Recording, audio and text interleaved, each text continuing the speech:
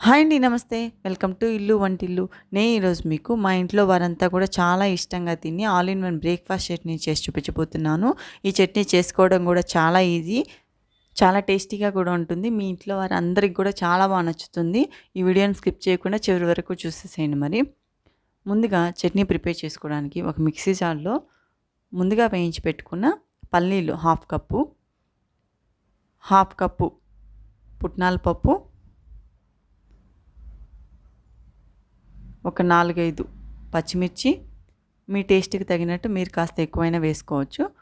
ఒక 2 table spoon పచ్చి కొబ్బరి, ఫ్రెష్‌గా ఉన్న కొబ్బరి తీసుకుంటే టేస్ట్ బాగుంటుంది. ఒక హాఫ్ టేబుల్ స్పూన్ సాల్ట్, ఇవన్నీ కూడా వేసుకొని ఒకసారి కచ్చా పచ్చాగా మిక్సీ వేసుకొని తీసుకోవాలి. ఇప్పుడు ఒక స్పూన్‌తో ఇదంతా కూడా బాగా ఒకసారి మిక్స్ చేసుకొని, ఒక హాఫ్ ఆనియన్, ఎక్కువ వేయాల్సిన అవసరం ఉండదు. ఒక హాఫ్ ఆనియన్ సన్నగా తరిగి ఇలా వేసుకొని ఒకసారి బాగా మిక్సీ పట్టుకోవాలి.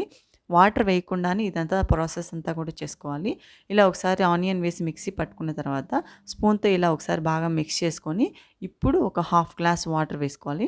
ఇప్పుడు హాఫ్ గ్లాస్ వాటర్ వేసుకొని బాగా స్మూత్ పేస్ట్ లాగా చట్నీ ఎలా ప్రిపేర్ చేసుకోవాలో అలా స్మూత్ పేస్ట్ లాగా ప్రిపేర్ చేసుకొని తీసుకోవాలి.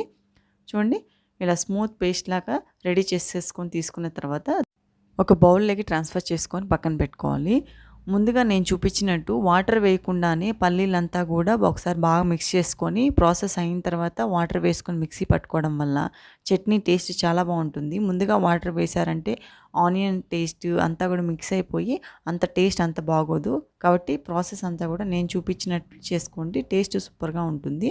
ఇప్పుడు చట్నీలోకి పోపు ఎలా ప్రిపేర్ చేయాలో చూపిస్తాను. స్టవ్ పైన పోపు ప్యాన్ పెట్టుకొని 2 table spoons oil, half table spoon జీలకర్ర, హాఫ్ టేబుల్ స్పూన్ ఆవాలు, 1 టేబుల్ స్పూన్ ఉద్దిపప్పు వేసుకొని ఒకసారి బాగా ఫ్రై అయిన తర్వాత ఇప్పుడు కాస్త కరివేపాకు, ఒక 6, 7 రెమ్మల కరివేపాకు వేసుకొని ఇదంతా కూడా చిటపటలాడిన తర్వాత ముందుగా ప్రిపేర్ చేసి పెట్టుకున్న చట్నీలోకి ఇదంతా ట్రాన్స్ఫర్ చేసుకొని బాగా మిక్స్ చేసేసుకొని వేడి వేడి ఉప్మా లేకైనా, పొంగల్ లేకైనా, దోశ, ఇడ్లీ ఏ బ్రేక్ఫాస్ట్ లేకైనా చాలా బాగుంటుంది.